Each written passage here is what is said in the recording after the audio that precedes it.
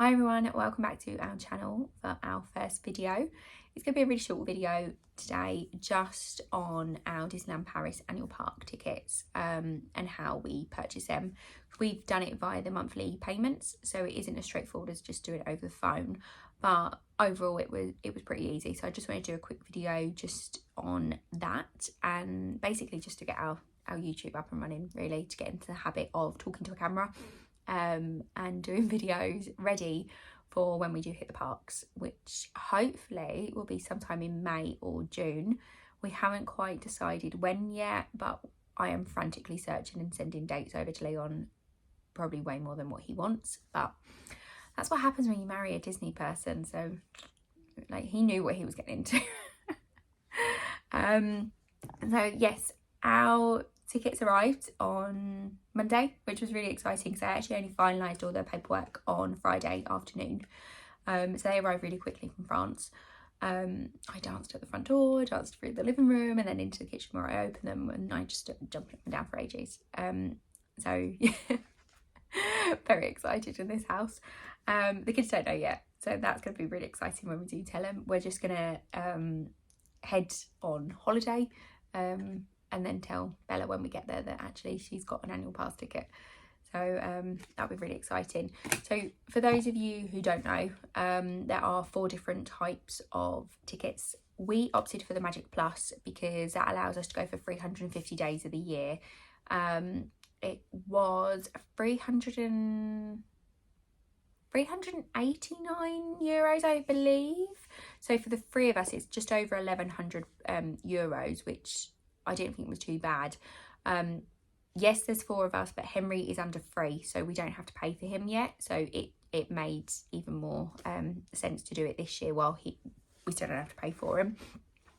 Yeah, so we can go for 350 days of the year. We get discounts in the shops with that. We get restaurant discount as well, and we can buy the annual photo pass for 59 euros, which I know some people don't love. I do love the photo pass, so we will be buying one of them. I just love photos. Literally having as many photos as we can have is just, yeah, makes more sense. So you've got the Discovery Pass, which allows 150 days. I'm going to pop some more information just on the screen so I'm not just like completely like boring you. You've then got the Magic Flex, which allows 300 days, Magic Plus, which we done, which is 350 days, and then the Infinity Pass, which allows you to go every day of the year. The increase in price from the Magic Plus and the Infinity, I thought didn't warrant them extra days, which is why we just opted for the Magic Plus, because obviously they decorate for Halloween and Christmas well in advance, so we'll still be able to experience the magic at them seasons, but just at different times. So we'll go earlier on in October for Halloween, and we can go earlier on in December for Christmas and still experience it. So for us, that just made a lot more sense. But I think that depending on what your budgets are, they are all of really good value. But obviously, depending on what your budgets are, will depend on which one you can justify, really. So yeah, I'm going to pop some more information up on all of them, and then you can have a little read.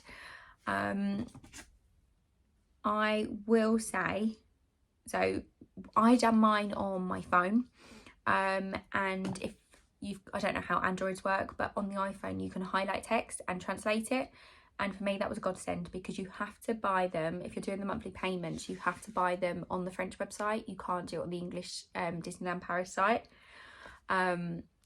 which is really annoying, but once you get over the initial shock of it all being in French, it's actually fine.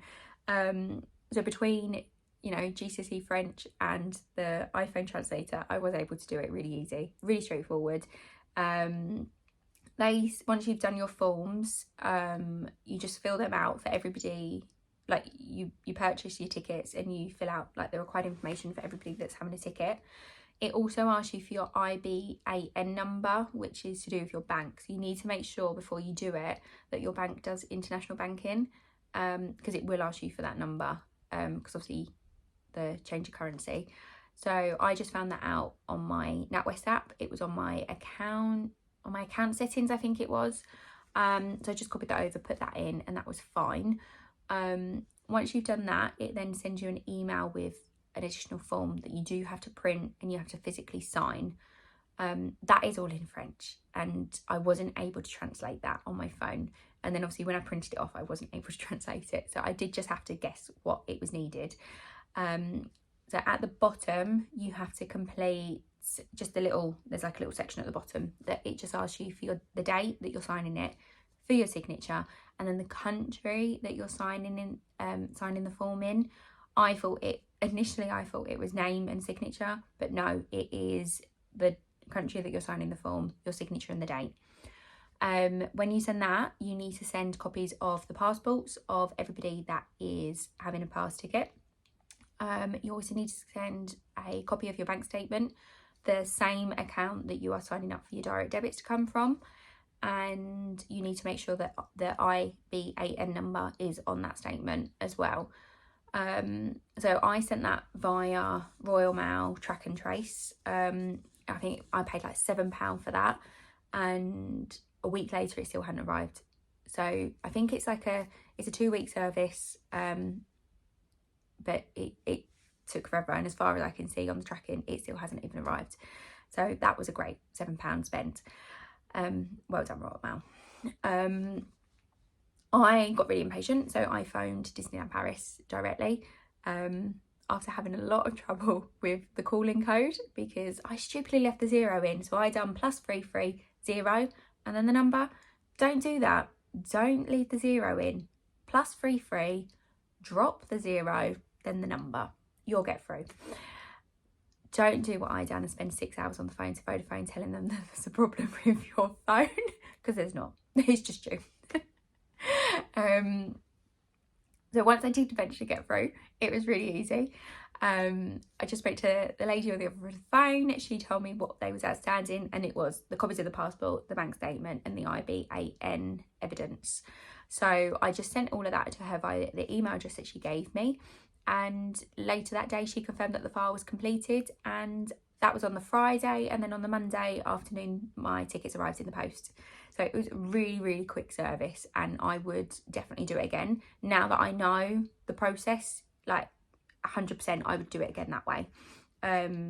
Obviously, when they arrive, you can link them to the Disneyland Paris app. There's a QR code, so you can just scan it to the app, which was really easy to do. I've linked all 3 tickets to my phone, just for ease of the reservations, because obviously Disneyland Paris, you still do have to make reservations in order to attend. Only thing I would say is make sure that you take a good photo, because they do print the photos on the back. So I've got a really nice photo from the summer where I'm tanned. Bella has got a really cute photo on hers. Leon, not so much. Look at that. It looks like he's got shaved half a head. Like, I said to him, I was like, do you want another photo? He was like, nah, it's fine. He's now very disappointed with this photo. I personally think it teaches him a lesson to, you know, take a bit more time, have that nice photo. But he stuck with that for a year. So I think that's really funny. He doesn't. So don't be a Leon. Take your time, take a nice photo. It's going to be with you all year. But yeah, it was really, really straightforward, and I would definitely recommend doing it that way if you don't want to, one, you can't afford that lump sum payment, or like us, you just didn't want to part with €1,100, €1,100, because it's a lot of money. So yeah, we done it that way. We are currently looking, I think I said at the beginning of the video, we are looking at dates end of May, beginning of June. Hopefully we're going to go over for like a long weekend, but we're going to see. We are based in Kent, so we are really lucky. We can go, like, you know, on the train, on the Eurotunnel, ferry, or fly. So we are literally just going to see what's the cheapest option, go over for a long weekend initially, and then throughout the summer we're going to try and do some day trips when Bella doesn't have dancing on a Saturday.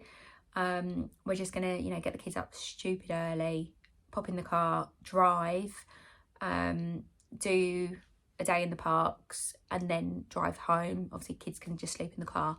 So that's the plan. Whether or not we do that more than once, I don't know, but that is the plan. And then we'll hopefully do some more like weekends, like around Halloween and Christmas, and then maybe one before they expire. I think they expire, yeah, so like 26th March we've got, so we'll probably try and go again like after, between Christmas and March as well.